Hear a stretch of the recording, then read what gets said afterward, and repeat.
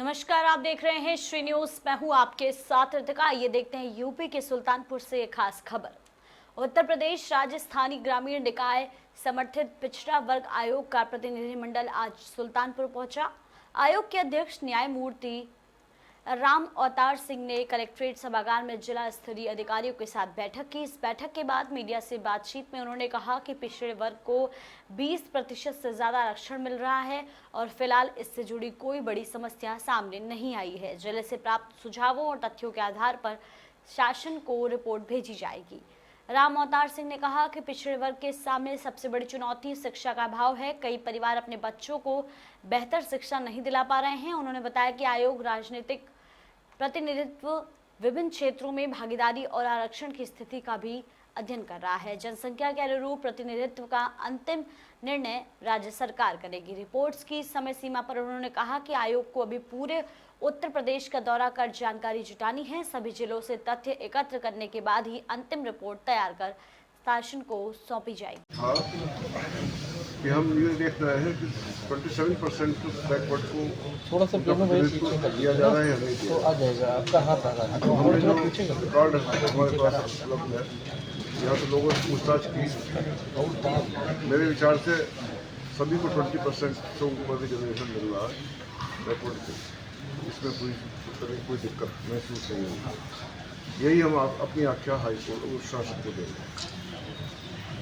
Sir, क्षेत्र में निकल रहे किस तरीके की चीज़ें और चुनौतियां दिखाई दे रही, क्या परिस्थितियां बन रही सामाजिक और आर्थिक आधार पर पिछड़े वर्ग के लिए? पिछड़े वर्ग के लिए कोई किसी तरह की कोई चुनौती तो नहीं लगती। चुनौती मुख्य रूप से ये है कि उनको शिक्षा का अभाव है।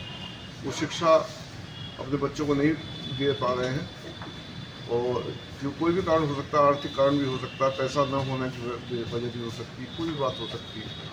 शिक्षा की दिक्कत है। किन किन पहलुओं को लेकर के आपकी रिपोर्ट तैयार हो रही है? यही देखना है राजनीतिक प्रतिनिधित्व कितना है लोगों का और हर क्षेत्र में प्रतिनिधित्व दिया जा रहा है या नहीं दिया जा रहा। अभी तक हमें कोई लगा नहीं कहीं प्रतिनिधित्व इनको 27% से नीचे मिल रहा है।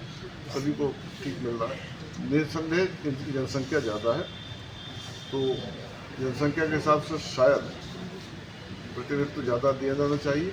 ये तो सरकार तय करेगी। सर, जन सुनवाई करने निकले हैं, आपत्तियां और सुझाव मांगे जा रहे हैं, क्या मिला आपको भ्रमण के दौरान? तो हमने बताया दिया, किसी तरह की कोई दिक्कत नहीं है। भ्रमण जो किया गया है, राजनीतिक प्रतिनिधित्व बैकवर्ड का कम नहीं है 27% से। पूर्व मुख्यमंत्री मायावती के टाइम पर ये चक्रानुक्रम और सारी चीज़ें लागू हुई थी, क्योंकि 2019 में सुप्रीम कोर्ट के बाद ये 7 साल बाद शुरू हुआ है। तो कब तक इसकी रिपोर्ट जाने की संभावना है और क्या लगता है चक्रानुक्रम या इस तरीके का कुछ इसमें परिवर्तन है?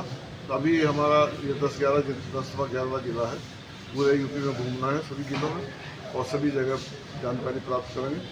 उसके बाद हम रिपोर्ट देंगे। सरकार को अपना सुझाव भी देते हैं आप? हाँ, सुझाव भी देते हैं। क्या सुझाव देंगे, थोड़ा सा कुछ? ये तो अभी नहीं बता सकते हैं। ठीक। ओवरऑल